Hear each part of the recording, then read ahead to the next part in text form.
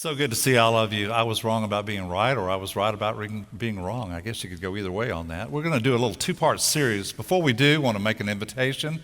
You heard Benny make that announcement. We're starting an Advent series. Reverend Tag Green, Tag, waves, make sure everybody knows who you are.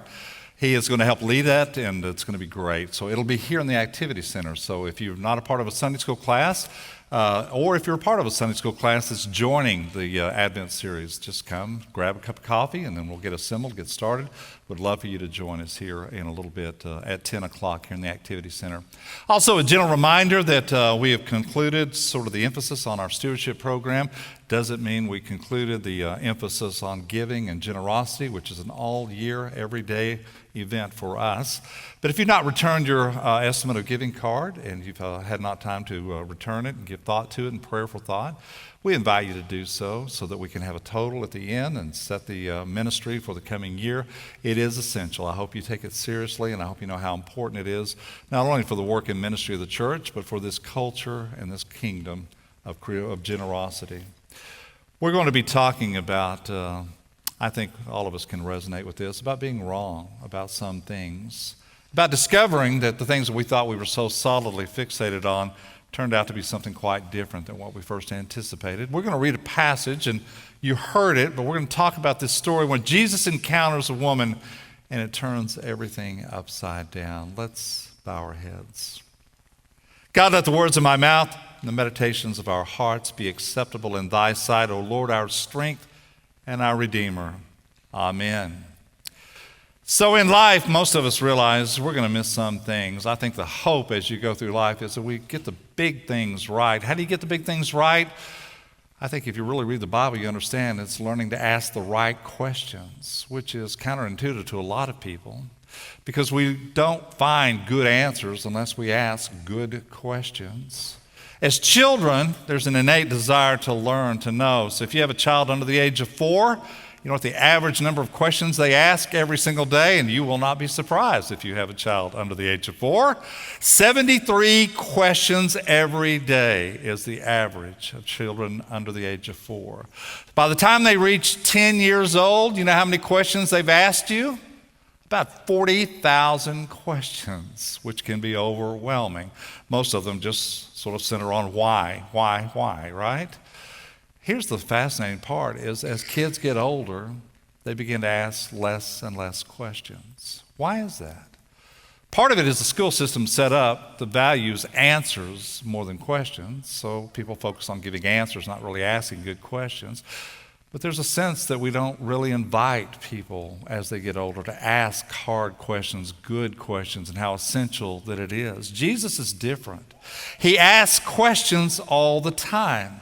We often look at Jesus as being the answer to everything, but if you actually read the gospel itself, you'll find he's always asking questions. Who do you say that I am? Do you believe? Do you really want to get well?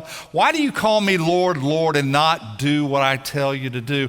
Over and over again, he's asking questions. He asks more questions of people than people ask of him.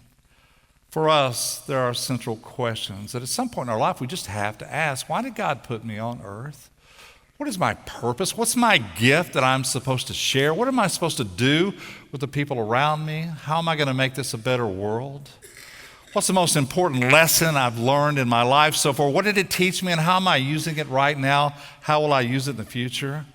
What if I were not afraid? What would I do? You just sort of ask these questions, and they're existential, but they're incredibly important. Or even in a smaller way, just say, for this day, who am I going to make any better? Or what am I going to improve in life? What am I going to make things better? Is there a hurt I can heal? Is there an injustice I can help with? Is there some pain I can relieve? Is there a word I can speak? And you just sort of ask yourself over and over again, because the questions really will lead you to the right answer. So what's the best question when you begin to read the Bible is, why would somebody thousands of years ago make sure that we have this in front of us today? Why did they feel so important about it? And here's one of these stories that people preserve, that they said from the very beginning, we have to keep this story. Other people need to hear it, to know it. It's in Mark's gospel. It's about Jesus. And it begins with the fact that Mark acknowledges people are crowding around Jesus. He's gotten the reputation now of being a healer. And a wise teacher can perform miracles, and people are now pressing in on every single person who has a need to such a degree that it becomes suffocating, and he needs to get away. He needs to just step out. So he goes where? To Tyre or Tyre, however you want to pronounce it. Where is that? Doesn't matter. It's the place that you go when you want to get away from everybody else. Even his own disciples acknowledge the fact we need to leave. The people are pressing in upon us too much. It's the place where you go when you cannot handle what you're dealing with at this very moment. So he goes. Problem is, the only way to get there is to escape Israel completely. It's about 25 miles north. You think Beirut, Lebanon, it's in that area still to this day. That's where he goes. It's outside of the boundaries of his own nation. It's in a different culture with different people. But he's escaping to get away from all the pressures. So he enters into a house, and he actually says, so that he doesn't want anybody to know that he's there. He is trying to escape, and yet Jesus cannot escape because there's a woman who comes because her daughter is ill, possessed by a demon. She's sick, ill, whatever it is. It's a mother's concerned about the well-being of her daughter. She barges into the house and she begins to beg Jesus.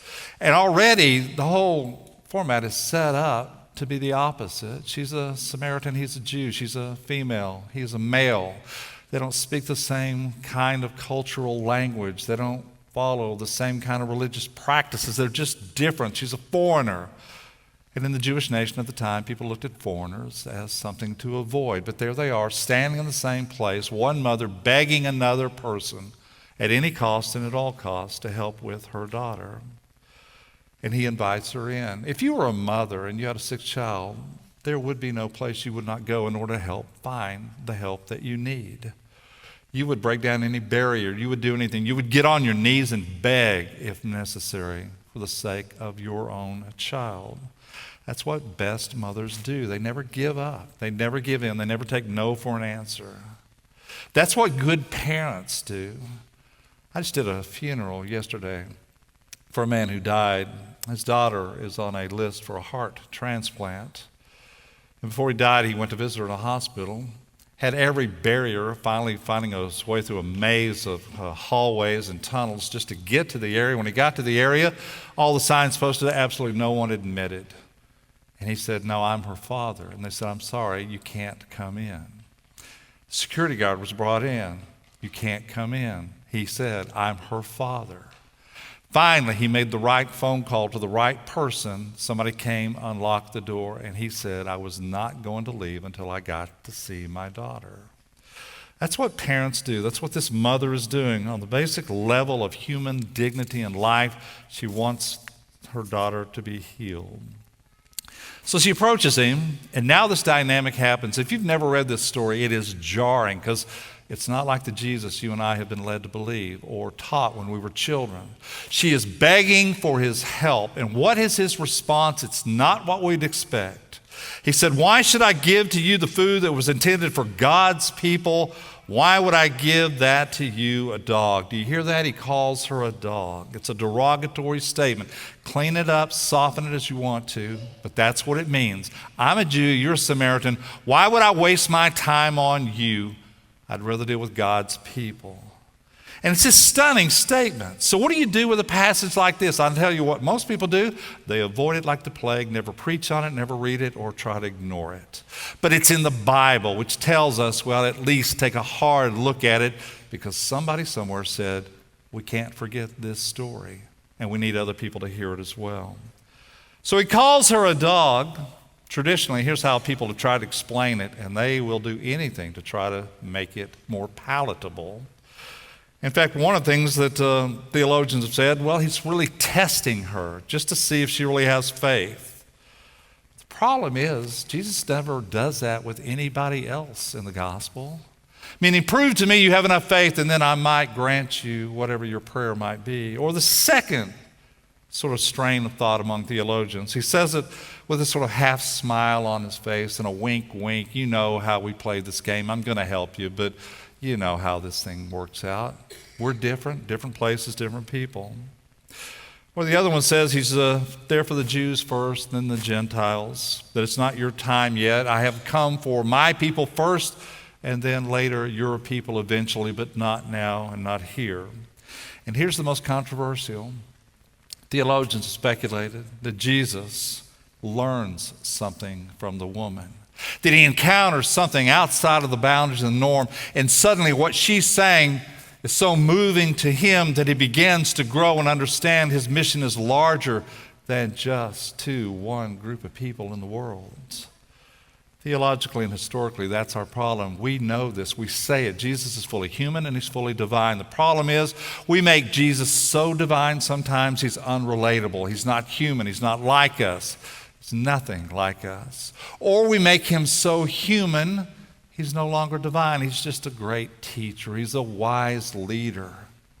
Now those are true. He's fully human and fully divine. He is the Son of God, but he's also very human like us. So here's another way to look at it. Look at his own life, the gospel that records him. If you don't know that he's fully human and fully divine, you also have to understand what it says about him. He is so human. He grows, he changes, he evolves, he gets tired, he gets angry, he cries, he grieves, he gets hungry, he's hurt, he laughs. He is a model for us because he is human. He does go to the places where we go. He feels what we feel. He knows what we experience in life. That's why he comes down from heaven to be with us, so that he could show us and understand us and acknowledge what we go through. That he's somehow humble enough to grow and invites us to do the same. And if you think that's uncomfortable, look at Jesus and what he does for this person. So how do we follow Jesus? One is to really listen to another person, to acknowledge them, to somehow let go of some of the preconceived ideas, what we talked about with the children. You see things and you instinctively think, I know that person, I know who they are, I know where they come from, I know how they speak, I know the color of their skin, I know everything about them, and then you get to know them and realize you don't know their story. So the way we follow Jesus is to actually listen to other people, to look at them differently. And we're not particularly good at listening. I hate to burst our bubbles, but we're not particularly good at it. We listen, but we don't hear. We look, but we don't see. We touch, but we really don't feel. And what he invites us to do is to understand, to care, to look at people, look at the depths of their soul, to look at not a person who is a foreigner, who is beneath your dignity, to a mother who loves her child like every other person on this planet. What it's saying is that you have to acknowledge this person is beyond just the outward appearance. There's the heart that he wants you to see. Also, listen to the mercy of it all. She's not asking for much of anything. She's not asking for herself. When people ask you for something, if it's not about them and it's about somebody else, there's a purity to it. I don't want anything. What I want is something for my daughter, and I don't even want everything. I just want crumbs. Just give me a little bit because she needs it, and you can do it. She's the outcast. She's the one who's come begging. So Jesus says, because of what you understand, you'll know the love and mercy of God, and her daughter is healed. And when I read this passage, I realize sometimes it's enough, just the crumbs of grace, just a little sliver of goodness. Just a slice of hope can change your life. It can transform your heart. You can literally change your life and somebody else's life by grace, and it doesn't have to be this incredible, stupendous, over-the-top act. Just a little crumb, kind word, cup of cold water, some food for a hungry stomach. She's pushing him. How far will you go? You sort of say you're the Son of God, but I've got a daughter here. And if you really are who you say you are, you'll help. And he grows and expands. And the mission, his whole life becomes larger because of it. Because he's willing to look past the surface. He's willing to give up the norms. He's willing to belie the cultural biases and prejudices of the day. And he invites us to do it. And it's so hard. Because we can't see. We just think whatever it is on the surface, that's the truth, that's what we see, and that's what we deal with. So go back in time, 1997 in Washington, D.C., in the subway station, those that were on a commute saw a person like they see a lot of people. He was a violinist, had his violin case open, sat down in a chair, began to play. He's begging for money. He needs money. He's got a gift. He wants to share music. People are on the rush to get to jobs, get to places. People pass by him. About 6 people will stop for just a little bit, then they've got to catch their subway and they go. Some people drop a few dollars in the empty case. By the time he's finished playing, it's about $32 that he's collected. And all the people go by him and they listen to the music, and everybody thinks it's another beggar looking for money who's broke and needs a handout. What they didn't know, his name was Joshua Bell, one of the best musicians in the entire world. What also they didn't know, he was playing a Stradivarius violin worth about $3.5 million. And they didn't know it. Would it have changed it if they did? Yes. Would they have stopped and listened and appreciated it? Yes, they would have. But they weren't able to go beyond their own blindness to see what was right in front of them. So maybe the sign that God has changed is the moment when you say this, I was wrong. You know, the history of the church is predicated on, and what we've lost, confession. The way you grow spiritually is to say, I was wrong. God, forgive me. And then you begin to find your way back to life again. So the first moment when we realize it, the moment your life really changes, I was wrong about that person. I was wrong about myself. I was wrong about the world. I didn't see what I see now. I didn't know what I know now. I was wrong about that person. I labeled them, and there was so much more to them. And when I'm wrong, it's the beginning of wisdom. The Bible clearly says that. Mark puts this story in, and I suspect he knows most of us aren't really going to get it until a particular time in our life when we're confronted with the fact we were absolutely dead wrong. And then we begin to find greater wisdom in our life. Because this is a story that a lot of us have never really talked about much. We'd rather avoid it because it makes us uncomfortable. That Jesus is so human that he still has room to grow and invites us to do so. So if you want to put it in perspective, if you want to read the Bible the proper way, you read it in context. So Mark tells this story. You know what the next story he tells? I don't think it's by accident. The next story Mark tells right after this one, Jesus healing a deaf person who cannot hear, who finds his hearing restored. And if you connect the dots, you have heard the gospel. All who have ears to hear, let them hear.